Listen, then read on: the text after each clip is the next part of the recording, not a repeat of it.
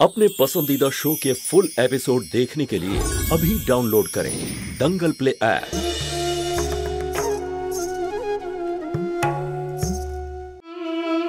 Dance একাডেমির পাশে, যেখানে আমরা সব সময় দেখা করতাম। পারফেক্ট লোকেশন আমাদের দেখা করার জন্য। কি বলো তুমি? না, জায়গাটাও আমিই বলবো। মিসেস বশিষ্ঠ, দরকারটা আপনার। আপনি যদি চান তো আমরা ওখানেই দেখা করব, নইলে আমি আসবো না। আপনার কাছে সারা রাত পড়ে আছে ভাবার জন্য, ভেবে দেখুন। Good night.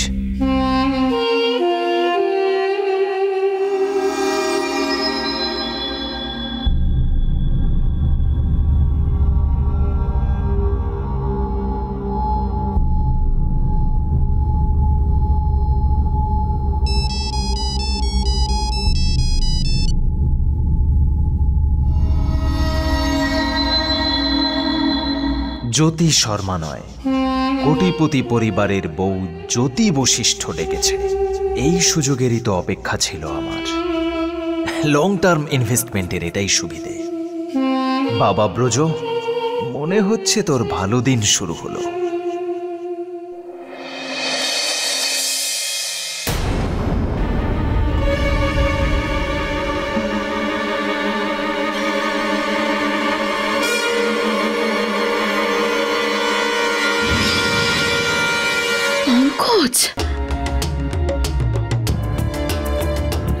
জ্যোতি, তুমি এখানে কি করছো? কিছু না, ব্যাস ওই একটুখানি। তুমি ঠিক আছো তো? আমার মনে হলো তোমার শরীরটা কি আবার বেশি খারাপ হলো। না না, আমি ঠিক আছি, চলো না। হ্যাঁ চলো।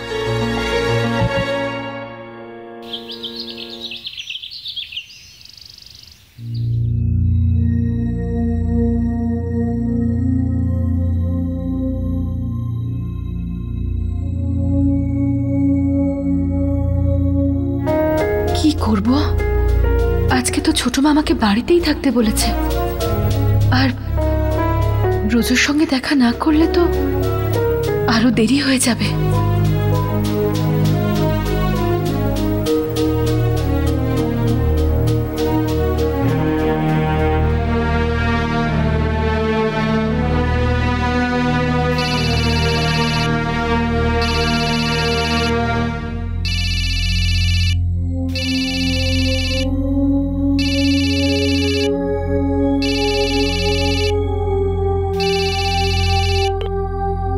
হ্যালো হ্যালো, গুড মর্নিং জামাই বাবু, সন্দীপ বলছি আমি। আরে শালা বাবু, গুড মর্নিং। আজ এত সকাল সকাল, সবকিছু ঠিক আছে তো? জাস্ট এমনি ফোন করেছিলাম আমি। আচ্ছা, জ্যোতি দিদি আছে? হ্যাঁ, কাল ওর শরীরটা একটু খারাপ হয়ে গিয়েছিল, কিন্তু আজ ঠিক আছে। আচ্ছা, কোথায় আছে ও? আমি কথা বলতে পারি ওর সাথে? অ্যাকচুয়ালি জ্যোতি ফোনটা রুমে রেখে বাইরে গিয়েছে। আমি ওকে বলছি তোমাকে ফোন করার জন্য। হ্যাঁ, থ্যাংক ইউ জামাই বাবু।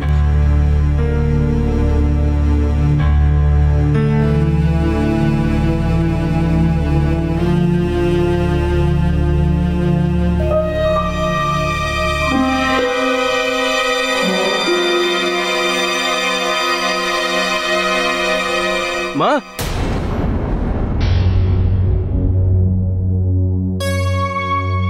মা, আমি তোমাকে এটাই বলতে চাইছিলাম যে তুমি যে এইসব করতে যাচ্ছ না এখন, সেটা করতে যাওয়ার আগে একবার পরিণামটা কি হবে ভেবো।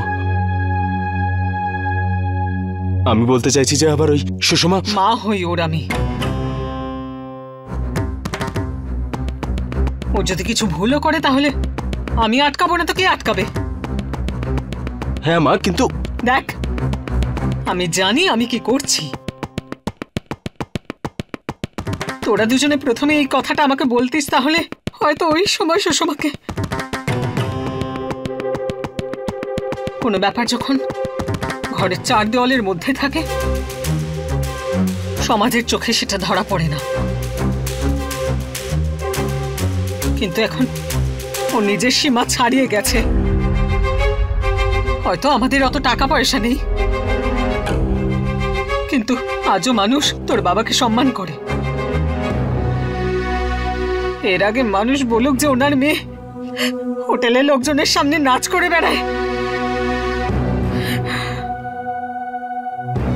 আমি বেঁচে থাকতে এই বাড়ির সম্মান এভাবে ধুলে মিশতে দেব না। আমিও তো সেটাই চাই, তাই না মা?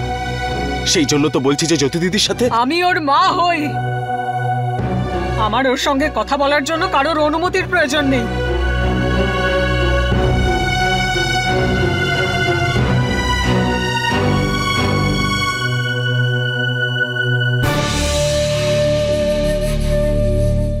মা সুষমাকে গিয়ে কিছু বলার আগেই আমার জ্যোতি দিদিকে সবকিছু বলে দেওয়া উচিত।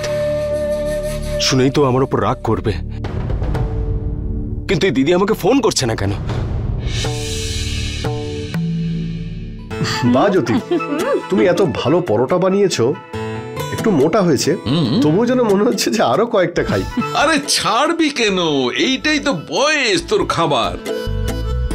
আমি তো বলবো মানুষ যখন ব্রেকফাস্ট করবে তখন রাজার মতো, আর রাতের খাবার খাবে একদম গরিবের মতো। আর এটাই গোপন রহস্য আমার হেলথের আর যৌবনের। কি গিন্নি? আরে তুমি কেন লজ্জা পাচ্ছ? লজ্জা তো এই নবযুবকদের পাওয়া উচিত, যাদের ব্রেকফাস্টই লাঞ্চের সময় শুরু হয়। আর এরা একটা এর আধুনিক নামও দিয়ে দিয়েছে, ব্রেঞ্চ। এটা কোনো কথা হলো? Good morning everyone. আরে তুমি আজ থেকে আর অভিযোগ করার সুযোগ পাবে না জেঠুমনি। আচ্ছা, এবার থেকে তোমার আগেই আমি ব্রেকফাস্ট টেবিলে পৌঁছবো। আরে বাবা, এত সকাল সকাল কি করে তৈরি হলে? শরীর টরীর সব ঠিক আছে তো? ওয়েল জেঠুমনি, আমি ডিসাইড করে নিয়েছি আজ থেকে আর বেশি রাত পর্যন্ত জাগবো না, দেরি করে ঘুম থেকে উঠবো না। এবার সব কাজ সময় মতন হবে, ঠিক আগের মতো। Very good. একটা কথা বল, তোর নাইট লাইফের কি হবে? তোর বন্ধু তাদের সাথে কি করে দেখা করবি? ওয়েল মা, আমি যদি ওদের সঙ্গে রাতে দেখা করতে যেতে পারি, তাহলে কি ওরা আমার সঙ্গে দিনের বেলা দেখা করতে পারে না? এনিওয়েজ, যদি ওরা আমার সত্যিকারের বন্ধু হয়, তাহলে ওরা আমার ডিসিশনকে নিশ্চয়ই সাপোর্ট করবে। I am impressed. আমি বোঝাতে পারবো না আজ এতদিন বাদে তাড়াতাড়ি উঠে আমি কতটা ফ্রেশ ফিল করছি। আমার মনে হচ্ছে যেন এক্সট্রা এনার্জি পেয়ে গেছি আমি। And all the credit goes to জ্যোতি বৌদি।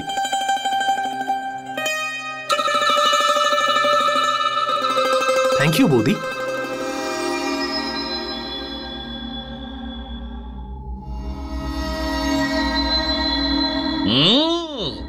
জ্যোতি তো একদম কামাল করে দিয়েছে। আর এই চমৎকার হলো কি করে? কিছু মানুষের কথা প্রভাব ফেলে। আজকাল আমি সময়ের সঙ্গে চলা শুরু করেছি, আর যারা আমার সঙ্গে চলতে চায় তারা অটোমেটিক্যালি আসবে। আরে জ্যোতি, বলতেই ভুলে গেছি, সন্দীপ ফোন করেছিল। কি বললো গো? বিশেষ কিছু নয়, তুমি কেমন আছো জিজ্ঞাসা করছিল। তুমি ওকে ফোন করে নিও, ঠিক আছে? এমনিতেও আমার অফিস যেতে দেরি হয়ে যাচ্ছে।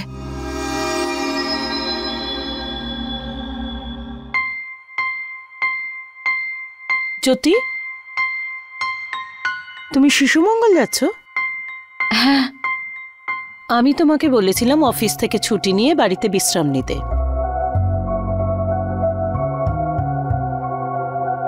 কাল তুমি এতটাই দুর্বল ছিলে যে হঠাৎ করে তোমাদের ডিনার প্ল্যান ক্যান্সেল করে তুমি বাড়ি ফিরে এলে, আর আজ তুমি কথা না শুনে আবার অফিস যাচ্ছ। না, আসলে আজকে আমি অনেকটা ভালো আছি, সেই জন্য ভাবলাম যে। আমিও কিছু ভেবেই বলেছিলাম।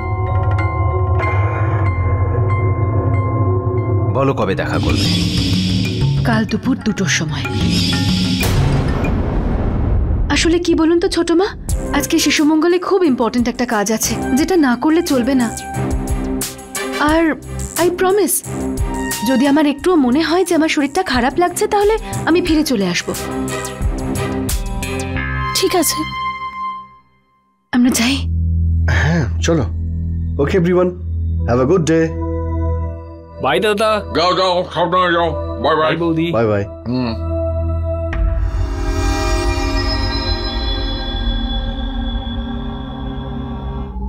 অদ্ভুত লাগছে না দিদি? যখন জ্যোতির তার স্বামীর সাথে কোথাও ঘুরতে বা ডিনারে যাওয়ার থাকে তখন তার শরীর এতটাই খারাপ হয়ে যায় যে ওকে বাড়ি ফিরে আসতে হয়, কিন্তু যখন ওকে শিশুমঙ্গল যেতে হয় তখন জানি না কোথা থেকে ওর মধ্যে এত এনার্জি চলে আসে। শিশুমঙ্গলে এত কি প্রয়োজনীয় কাজ আছে কে জানে, যে একদিন তার শরীরের জন্য অ্যাভয়েড করতে পারবে না।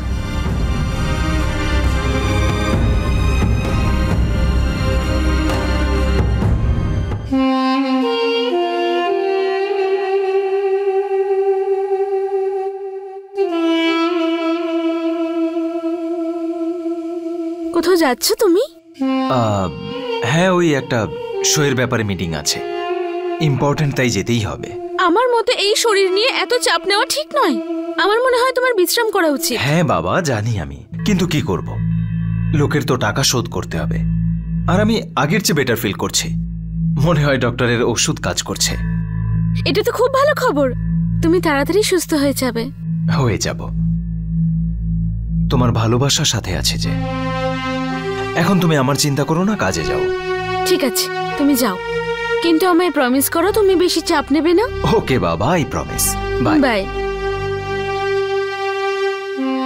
স্ট্রেস তো এবার আমি দিতে যাচ্ছি, আর সেটাও আমি তোমার পূজনীয়া দিদি জ্যোতি বশিষ্ঠকে। আমার স্ট্রেস নেওয়ার দিন এবার গেছে।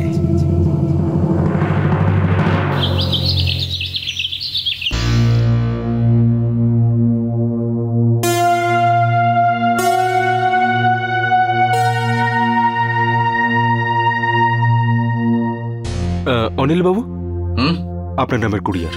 কোথা থেকে এসছে? আরে ভাই, কোথা থেকে এসছে? আসলে এটা উজ্জয়িনী থেকে। তাতে দাও, সাইন করে দিই।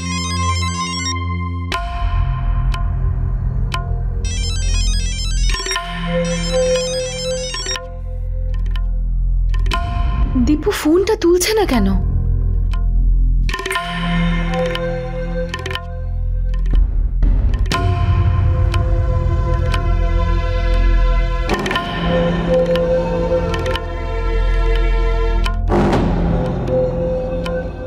ম্যাডাম, জলবাবু আপনাকে নিচে ডাকছেন। আচ্ছা, ফোন করি আর একবার।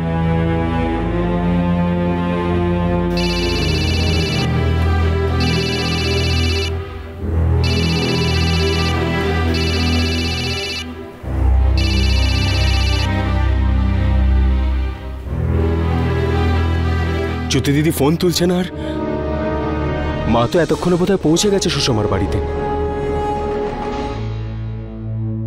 ম্যাডাম, আপনার সঙ্গে দেখা করতে আপনার মা এসেছেন। মা তুমি এখানে হঠাৎ করে? ভালো হয়েছে তুমি চলে এসেছো। এটা এটা আমার অফিস, আর আমি ওখানে বসে কাজ করি। কেমন লাগছে তোমার আমাকে এখানে দেখে? চল বাইরে চল, তোর সঙ্গে কথা বলার আছে। আমরা এখানেই বসে কথা বলি, এমনিতেও আজ বস নেই। এসো, এখানে আমরা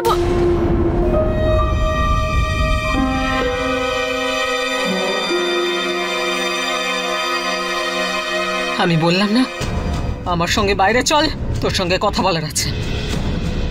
মা, আমি বাচ্চা নই। ঠিক আছে, চলো, আমি যাচ্ছি।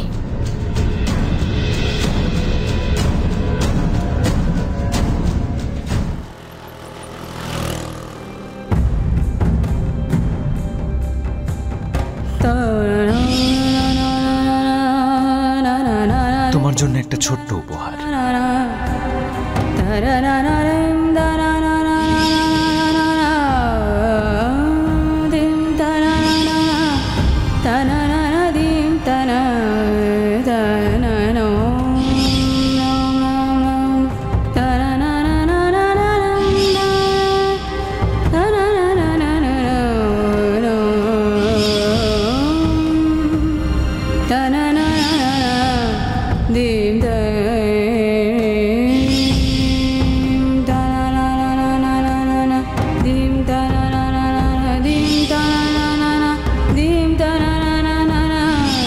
জ্যোতির একটা ভুল ধারণা ছিল যে আমি ওকে ভালোবাসি।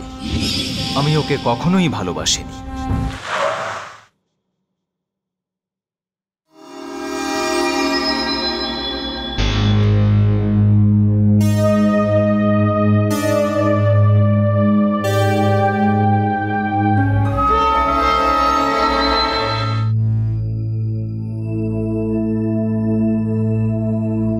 কি হয়েছে মা? মা বলে ডাকবি না আমাকে। তোকে নিজের মেয়ে বলে পরিচয় দিতে ঘেন্না করে আমার। আরে এমন কি কি কমতি রয়ে গেছিল তোকে মানুষ করতে যে তুই আজ হোটেলে নাচ করে বেড়াস? এত বড় একটা কাজ করতে তো লজ্জা করলো না? নিজের না হোক নিজের বাবার কথা ভাবদিস, নিজের পরিবারের সম্মানের কথা ভাবদিস একবার। তাহলে জ্যোতি মহারানী তোমাদের সব বলে দিয়েছে? বুঝেছি, ওর তো আমার সুখ সহ্যই হয় না। জ্যোতিকে একদম মাঝখানে টেনে আনবি না। ও এই সমস্ত ব্যাপারের মধ্যে একেবারে নেই। আর এমনিতেও ভুলটা আমার মেয়ে করেছে। কোন ভদ্র বাড়ির মেয়ে এমনটা করার আগে মরে যেত, কিন্তু তোর চোখে মুখে বিন্দু মাত্র লজ্জাও দেখতে পাচ্ছি না। না, আমার অনুশোচনা নেই, কারণ আমার কাছে আর কোনো রাস্তাই ছিল না। আর সত্যি বললে আমি যাই করেছি সেখানে শুধু আমার দোষ নয়, দোষ তোমাদের সবার ছিল। তোমাদের সবার জন্য, ওই জ্যোতির জন্য আমায় তাড়াহুড়োতে বিয়ে করতে হয়েছে। পড়াশোনা ছেড়ে দিয়ে আজ এত ছোট বয়সে আমায় সংসার চালানোর দায়িত্ব। আর বিয়ের পর তো জ্যোতি আমার কাজটাও ছিনিয়ে নিল। আমার কাছে উপার্জনের আর কোনো রাস্তা ছিল না। নয়তো কোন বাড়ির মেয়ে এরকম নাচতে চায়? আমিও চাইনি, কিন্তু আমার কাছে আর কোনো রাস্তা ছিল না। আর এতে শুধু যদি আমার স্বার্থ থাকতো আমি মরে গেলেও এই কাজ করতাম না। কিন্তু ব্রজু, তুমি তো ভালো করে জানো ওর অবস্থা। আর যখন পেটের খিদে আর রোগ একসাথে দরজায় কড়া নাড়ে, যখন যে কোনো সুস্থ মানুষ এই সিদ্ধান্তই নিয়ে থাকে। এবার বলো, এই সব কিছু জানার পরেও তোমার এটাই মনে হয় যে আমার দোষ, শুধু আমার?